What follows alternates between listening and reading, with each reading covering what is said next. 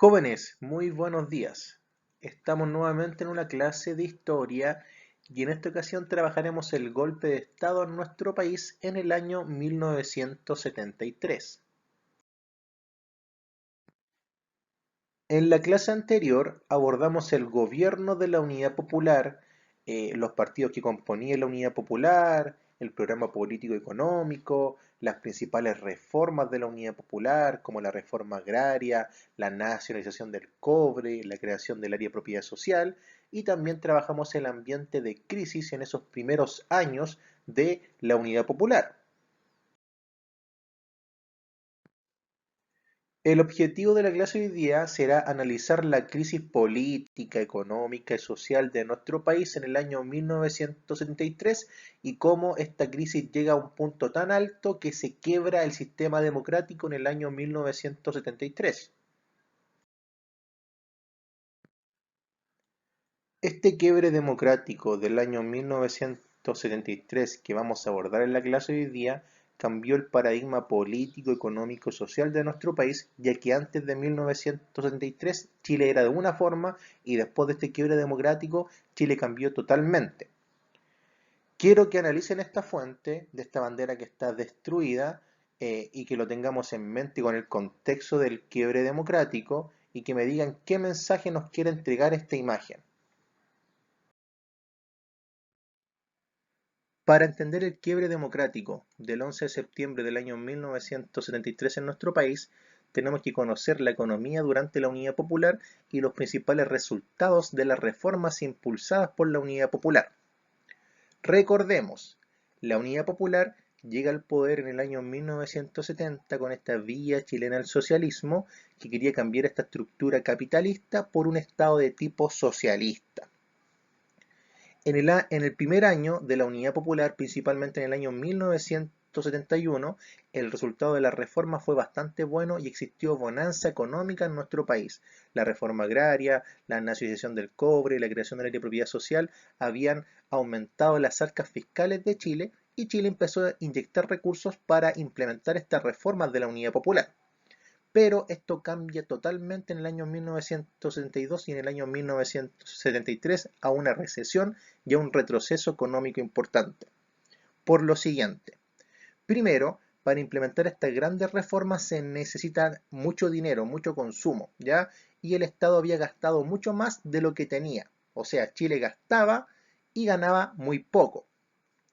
Otro punto también muy importante es la variación del precio del cobre. Recuerden que Chile es un país exportador de materias primas y que depende de la exportación del cobre en este proceso histórico y si la demanda internacional bajaba automáticamente afectaba a nuestro país, cosa que sucedió. Todo lo anterior, el cobre, el aumento del gasto y la disminución también de los ingresos, provocó en Chile un déficit fiscal muy importante y también provocó una inflación significativa, ¿ya? Que se puede ver adjunta acá en la tabla, que pasó de un 36% en el año 1970 a sobre 600 en el año 1963, una de las cifras más grandes en la historia de nuestro país. Quiero que analicen la tabla, observen el PIB, que ustedes saben que son los bienes y servicios de nuestro país, cómo crece Chile, la inflación, este problema económico y también el índice de salario real, lo que ganaba la gente en este proceso, ya en gran medida, y que puedan observar esta tabla entendiendo cómo aumentó la crisis en nuestro país y que respondan las tres preguntas que están a continuación. 1. ¿Qué factores influyeron en el aumento de la inflación y la crisis económica que se desarrolló durante este periodo? ¿Qué ayudó? ¿Qué lo provocó? Segundo, ¿cómo influyó esta crisis en el clima de agitación y polarización política? ¿Fue importante o no? ¿Separó aún más a Chile? 3. ¿De qué forma afecta el fenómeno de la inflación en la vida cotidiana de las personas? Factores de la crisis económica en nuestro país. Les dejo esta pregunta para que reflexionemos primero. ¿Cómo pasó la economía chilena de cifras positivas en el año 1971 a un desastre económico en el año 1972 y 73? Piensen en eso. Lo primero fue el tema de esta crisis económica, el punto de la gran minería del cobre, donde existieron diferentes problemas de gestión en sectores nacionalizados y reformados. Sabemos que el Estado quería controlar la gran minería del cobre, nacionalizarlo, que pasara todo al aparato estatal, pero existieron diferentes problemáticas. Primero, muchos profesionales del ámbito del cobre, expertos, técnicos, lentamente se fueron alejando del mundo estatal por esta presión que hacía la Unidad Popular y también por este ambiente de crisis, esta crisis política y social que había en nuestro país. Otro punto importante es el déficit tecnológico. Chile necesitaba de productos manufacturados y de tecnología extranjera que principalmente la controlaba Estados Unidos, pero recuerden que Estados Unidos era rival de nuestro país y lentamente empieza a realizar diferentes tipos de bloqueos para que Chile no tenga acceso a estas tecnologías y que no pueda implementar de buena forma este proceso de nacionalización del cobre. Otro punto muy importante es la presión del gobierno y de los partidarios de izquierda. ¿Ya? Recuerden que esto es una revolución, es una reforma importante y en ocasiones se extremó mucho, se radicalizó mucho esta corriente, este proceso de reforma que afectó también a la estabilidad del cobre. Este proceso que hemos abordado, estas consecuencias y características, provocaron diferentes tipos de huelgas, que era algo característico en este proceso histórico, paralizaciones también de mineros y esto afectó directamente a la producción, porque si se paraba algún grupo en específico, por ejemplo una minería no producía y automáticamente afectaba el desarrollo económico de nuestro país. Otro punto importante es que si baja el precio del cobre y también se disminuye la producción, automáticamente no contamos con los dineros de nuestra materia prima más importante y por ende es muy complicado implementar este programa social, político y económico de la Unidad Popular. Acá les dejo una tabla que nos da a conocer la producción de la gran minería del cobre en nuestro país desde el año 1969, último año de Frei Montalva, hasta el año 1963, último año de Salvador Allende. Quiero que analicen las tablas, pero principalmente el año 1972 y el año 1973, y que respondan la siguiente pregunta. ¿Qué explica la baja producción del cobre en el año 1973 en relación con el año anterior y también el año 1971? Otra reforma importante en materias económicas que impulsó esta crisis en nuestro país fue el tema de la reforma agraria, que sabemos que fue una política de Estado implementada por Alessandri y después por Frei-Montalva y se agudizó con Salvador Allende. Sabemos que principalmente esta reforma agraria tenía una instancia de pugna entre los defensores, que eran principalmente la izquierda y los sectores populares, y los que estaban en contra, que principalmente eran los latifundistas, los hacendados y personas de derecha. Pero esta reforma agraria sabemos que se agudizó con Salvador Allende, pero tuvo diferentes problemáticas. Primero, las tierras se distribuyeron de mala forma, por ende no se logró un desarrollo económico y un trabajo de la tierra de una forma significativa, ya que estaban mal distribuidas dentro de los campesinos y habían problemas de organización en torno a trabajar la tierra. Otro punto importante que también lo abordamos en las clases anteriores es que muchos campesinos quisieron impulsar esta reforma agraria por la vía más violenta con la toma de terrenos y esto también agudizó este proceso de polarización social porque el campesino, el obrero, el que estaba a favor de la unidad popular, estaba en contra del empresario, de la persona de derecha, que era el dueño de la tierra, por ende también esto provocó esta pugna entre dos sectores sociales bien importantes.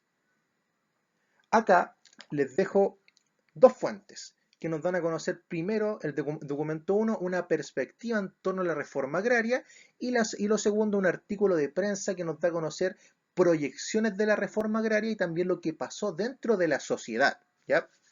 Y quiero que responda a las dos preguntas que están a continuación. La primera, ¿cuáles eran las posturas de los campesinos en relación a la política de reforma agraria implementada por el gobierno? ¿Eran partidarios o contrarios a ella? Ya lo sabemos, pero también sustenten por qué estaban a favor o en contra de esta política. Segundo, considerando ambos documentos, ¿cuáles crees que eran las fortalezas y debilidades del proceso de profundización de la reforma agraria que se llevó a cabo durante el gobierno de Allende? Establece al menos dos fortalezas y dos debilidades y también justifica tu elección. Otra área muy importante de las reformas de la Unidad Popular que aumentó esta crisis en nuestro país fue el tema de esta estatización de industrias estratégicas del Estado, ¿cierto? Ya lo sabemos, esta creación del área de propiedad social. Sabemos que muchas empresas privadas e industrias pasan a manos del Estado y el Estado las empieza a controlar y también gana en materias de recursos económicos. Pero existía una problemática muy importante, es que estas empresas pasan a manos del Estado, pero el Estado las gestiona de mala forma, ¿ya? Por ende, si las gestiona de mala forma, aplica las políticas de mala forma, afecta el desarrollo económico y a esta reforma implementada por la Unidad Popular. Muchas de las empresas que fueron estatizadas y querían pasar al área de propiedad social no se rigieron por los planes que implementaba el Estado en esta política estatal, en esta estatización de industrias estratégicas. Y esto provocó que esta gestión y esta política no fuera implementada de buena forma y atentó contra el desarrollo económico de nuestro país. Quiero que lean el siguiente recurso y que destaquen y tengan en consideración el tema de la propiedad social y la problemática que nos da a conocer este recurso en torno a eso, y que respondan las dos preguntas que están a continuación. ¿Qué quiere decir que el conflicto evolucionó desde el derecho de la propiedad a la defensa de la libertad de expresión? Nos da a conocer una pugna muy importante en este proceso histórico. Y segundo, ¿qué papel le atribuyes a la prensa en este periodo? Recuerden, esto es muy importante, ya la prensa, tanto en la década del 60, 70, 80, incluso en la actualidad, entrega un mensaje y también informa a la población y persuade. En este fuente, ¿qué quiere entregar la prensa? ¿Qué nos da a conocer? Sabemos que la Unidad Popular sustentaba su poder en el pueblo y que gobernaba para el pueblo y con el pueblo, principalmente con el sector medio y los sectores populares. Pero en este proceso de Unidad Popular surgieron diferentes instancias y sucesos que profundizaron esta polarización política social de nuestro país. El primero, problemas de organización y de distribución.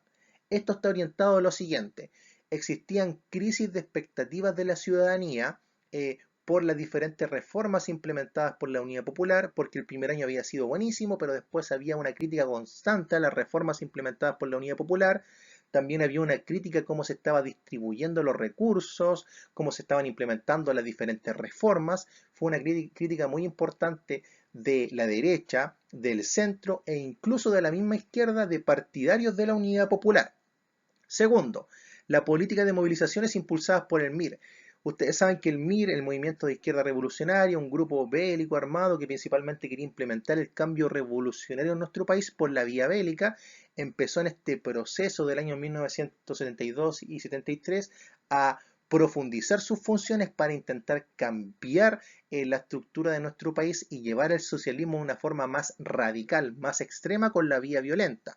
Y esto fue duramente criticado por los conservadores de nuestro país y también por una rama importante de la Iglesia Católica. Lo tercero, movilizaciones sociales masivas contra el gobierno, algo característico de los dos últimos años de la Unidad Popular.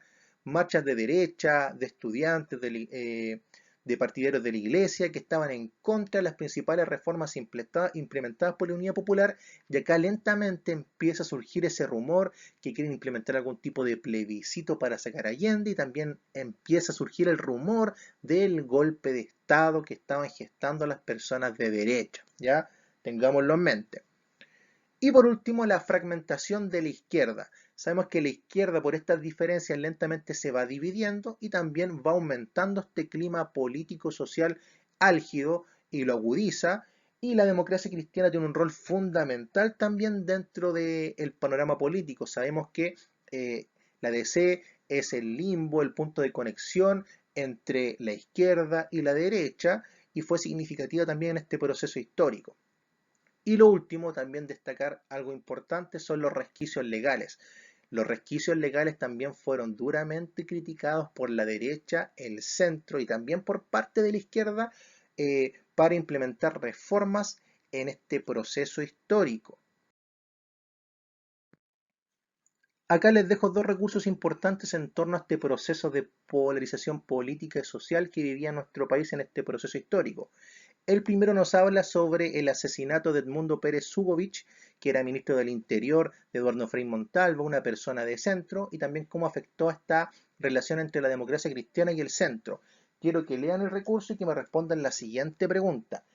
¿Cómo impactó el asesinato de Edmundo Pérez a la sociedad y a la política de la época? ¿Habrá sido importante, trascendente, según la fuente? Segundo, es el recurso 14 que nos da a conocer la visión de Patricio Elwin, expresidente de la República, que fue parte importante en este proceso histórico. También quiero que lo analicen y que me respondan la siguiente pregunta en torno a la fuente. ¿Por qué Elwin señala que la ciudadanía estaba perdiendo fe en la democracia? ¿Qué sustenta esa aseveración? El último año del gobierno de Allende. Sabemos que Allende estaba sumergido y la Unidad Popular en una crisis económica significativa, con altos índices de inflación, déficit fiscal, las reformas habían sido implementadas de mala forma, poca organización, poca distribución, y esto fue afectando directamente al mundo social y también, por ende, al mundo político. El último año del gobierno de Allende fue un año bastante convulsionado. Se caracterizó por grandes movimientos sociales de izquierda y también de derecha que criticaban a la Unidad Popular y también criticaban todas las reformas que habían implementado la Unidad Popular. Recuerden que la única reforma que tuvo un consenso bastante general fue la nacionalización del cobre. Las otras reformas fueron criticadas duramente por la derecha y también por parte de la izquierda. Un suceso importante del último año del gobierno de Allende fue la sublevación militar. Como ya sabemos, estaba en el aire, en el ambiente, en el mundo político y también en el mundo social esta idea de implementar un plebiscito o llevar a cabo un golpe de Estado de derecha, ayudado por Estados Unidos, y Allende para evitar eso lleva diferentes militares a su poder para afianzar este vínculo entre el presidente de la República y de las Fuerzas Armadas. Uno de los más importantes, Carlos Prats. En meses antes del golpe de Estado del año 1963, 11 de septiembre, surge una primera sublevación militar que es conocido como el tanquetazo. Una rama del ejército quería implementar un golpe de Estado y fue mitigado y detenido por el general Carlos Prats, y acá claramente se da a conocer cómo también las Fuerzas Armadas empiezan a dividir, algunos que estaban a favor de la Constitución y el presidente de la República, y otros netamente querían implementar un golpe de Estado. Otro punto característico de los últimos meses del gobierno de Allende y de la Unidad Popular fue la separación de la izquierda en dos tendencias. Una tendencia buscaba que siguiera Allende en el poder y buscar un diálogo con la democracia cristiana para lograr la estabilidad política en nuestro país, y otra tendencia claramente de una parte de la democracia cristiana y principalmente de toda la derecha quería implementar un golpe de Estado con apoyo de las Fuerzas Armadas. También en las Fuerzas Armadas, como ya lo comenté, se empiezan a dividir dos corrientes a favor del presidente y en contra del presidente. Por ende, la Unidad Popular busca el diálogo con la democracia cristiana, quiere buscar el consenso político para evitar un golpe de Estado y también para evitar un plebiscito que lo saque del poder, porque Allende quería terminar su presidencia de la República. Otro punto importante es el paro de organizaciones, algo característico en el año 1972 y en el año 1973, que también nos da a conocer este clima polarizado en nuestro país, principalmente paro de estudiantes, de obreros, de industrias, pero los paros más importantes en este proceso histórico fueron los de los camioneros, que fueron financiados por la CIA y por Estados Unidos, que provocaron este desabastecimiento en nuestro país y por ende profundizaron el tema del mercado negro que abordamos en la clase anterior. Acá les dejo dos recursos. Primero, una imagen de los camioneros muy importante como movimiento social en nuestro país. Y segundo, es una visión que explica la división de la Unidad Popular en el año 1973. Quiero que lean esta visión y que me respondan lo siguiente. ¿Por qué fue tan difícil para Allende gobernar en una unidad popular, en un conglomerado de izquierda? ¿Por qué fue tan complicado gobernar en este proceso histórico?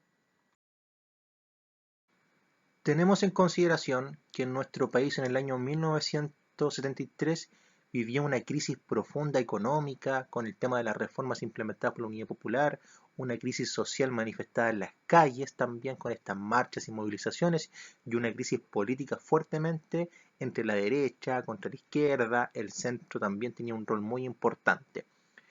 Y esto llegó a un punto tan importante que logró quebrar la democracia el 11 de septiembre del año 1973. Quiero que veamos este video que nos da a conocer este punto tan importante en la historia de nuestro país. Santiago, 11 de septiembre de 1973. Las Fuerzas Armadas y Carabineros de Chile declaran, primero, que el señor presidente de la República debe proceder a la inmediata entrega de su alto cargo. Eso es muy importante. Este golpe de Estado, impulsado el 11 de septiembre del año 1973, fue guiado por las Fuerzas Armadas y también por Carabineros de Chile. A las Fuerzas Armadas y Carabineros de Chile. 5 para las 10 de la mañana. Y aparecen frente al Palacio de Gobierno fuerzas blindadas.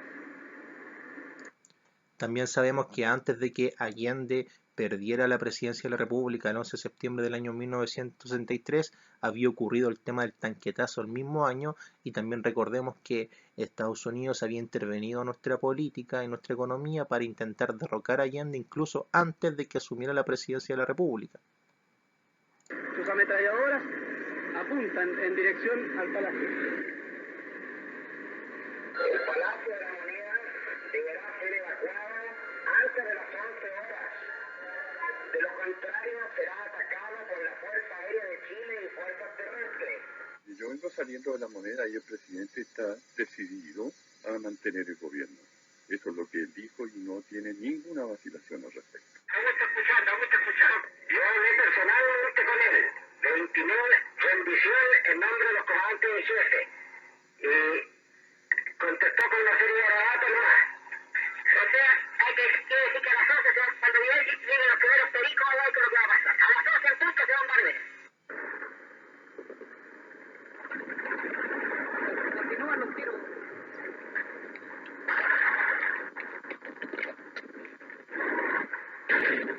Están disparando contra esta habitación.